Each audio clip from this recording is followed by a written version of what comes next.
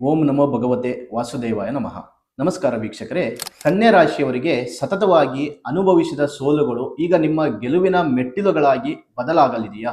ಜಾತಕದಲ್ಲಿ ಗುರು 11ನೇ ಮನೆಗೆ ಬರುತ್ತಿದ್ದಾನೆ.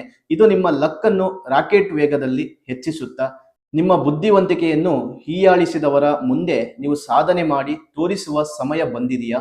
ಮತ್ತೆ ಶನಿ 7ನೇ ಮನೆಯಲ್ಲಿದ್ದು ಮದುವೆ ಅಥವಾ ಬಿಸ್ನೆಸ್ ನೀಡುತ್ತಿದ್ದ ಕಾಟಕ್ಕೆ ಈ ವರ್ಷ ಅಂತ್ಯ ಆಗುತ್ತಾ? ಇದರ ಬಗ್ಗೆ ಸಂಪೂರ್ಣವಾಗಿ ತಿಳಿದುಕೊಳ್ಳೋಣ. ಆದರೆ ಈ ರೀಲ್ ಮಿಸ್ ಆಗೋಕ್ಕೂ ಮೊದಲು ವಿಡಿಯೋ ಸೇವ್ ಮಾಡಿಕೊಳ್ಳಿ, ಹಾಗೆ ಲೈಕ್ ಮಾಡಿ, ಶೇರ್ ಮಾಡಿ, ಜೊತೆಗೆ ನಮ್ಮ ಪೇಜನ್ನು ಫಾಲೋ ಮಾಡಿ. ನೋಡಿ, ಕನ್ಯಾ ರಾಶಿಯವರಿಗೆ ನಿಮ್ಮ ರಾಶಿಯಿಂದ 11ನೇ ಮನೆಯಲ್ಲಿ ಅಂದರೆ ಲಾಭ ಸ್ಥಾನದಲ್ಲಿ ಗುರು ಉಚ್ಚನಾಗಿ ಇದ್ದಾನೆ. ಇದು ನಿಮ್ಮ ಪಾಲಿಗೆ ಸಂಜೀವಿನಿ ಇದ್ದಂತೆ.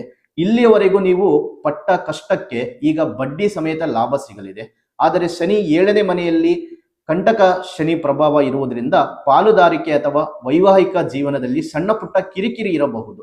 ಆದರೆ ರಾಹು 6ನೇ ಮನೆಗೆ ಸಂಚಾರವನ್ನು ಮಾಡುವುದರಿಂದ ನಿಮ್ಮ ಶತ್ರುಗಳನ್ನ ಧೂಳಿಪಟ ಮಾಡಲಿದ್ದಾನೆ. ಯಶಸ್ಸಿನ ರಹಸ್ಯ ನಿಮಗೆ ಈ ಒಂದು ವರ್ಷದಲ್ಲಿ ಕಂಡು ಬರುತ್ತೆ. ಮತ್ತೆ ವಿದೇಶಿ ಪ್ರಯಾಣ ಅಥವಾ ಕೆಲಸದಲ್ಲಿ ದೊಡ್ಡ ಬದಲಾವಣೆ ಖಚಿತ. ಯಾರು ನಿಮ್ಮನ್ನು ಕೆಲಸಕ್ಕೆ ಬಾರದವರು ಅಂದುಕೊಂಡಿದ್ದಾರೋ ಅವರೇ ನಿಮ್ಮ ಹತ್ತಿರ ಸಲಹೆ ಕೇಳಲು ಬರುವಂತ ಸಾಧ್ಯತೆಗಳು ತುಂಬಾ ಇದೆ. ಹಣಕಾಸಿನ ಹರಿವು ಚೆನ್ನಾಗಿರುತ್ತೆ. ಆದರೆ ಶನಿ ದೃಷ್ಟಿ ಇರುವುದರಿಂದ ಕಾನೂನು ಬಾಹಿರ ಕೆಲಸಗಳಿಂದ ದೂರ ಇರಿ. ನಿಮ್ಮ ಯೋಜನಾಬದ್ಧ ದುಡಿಮೆಯೇ ನಿಮಗೆ ಈ ವರ್ಷ ಕೋಟಿ ಲಾಭ ತಂದು ಕೊಡಲಿದೆ. ಇನ್ನು ಈ ವರ್ಷದಲ್ಲಿ ನೀವು ಮಾಡಬೇಕಾದಂತ ಪರಿಹಾರಗಳು ತಿಳಿಸ್ಕೊಡ್ತೇನೆ. ನಿಮ್ಮ ಸೋಲನ್ನು ಗೆಲುವನ್ನಾಗಿ ಮಾಡಲು ಈ ಕೆಲಸ ಮಾಡಿ.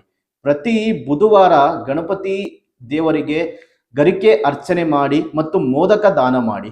ಪ್ರತಿ ಶನಿವಾರ ಬಡವರಿಗೆ ಅಥವಾ ಅಂಗವಿಕಲರಿಗೆ ಕೈಲಾದಂತ ಸಹಾಯ ಮಾಡಿ.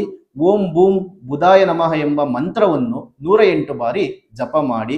ಇನ್ನು ವೀಕ್ಷಕರೇ, ಈ ರಾಶಿಯ ಬಗ್ಗೆ ಇನ್ನಷ್ಟು ಹೆಚ್ಚಿನ ಮಾಹಿತಿಗಾಗಿ ಅಥವಾ ನಿಮ್ಮ ವೈಯಕ್ತಿಕ ಜಾತಕದ ವಿಶ್ಲೇಷಣೆಗಾಗಿ ಸ್ಕ್ರೀನ್ ಮೇಲೆ ಕಾಣುತ್ತಿರುವ ಸಂಖ್ಯೆಗೆ ಕರೆ ಮಾಡಿ ನಿಮ್ಮ ಅಪಾಯಿಂಟ್ಮೆಂಟ್ ಬುಕ್ ಮಾಡಿಕೊಳ್ಳಿ.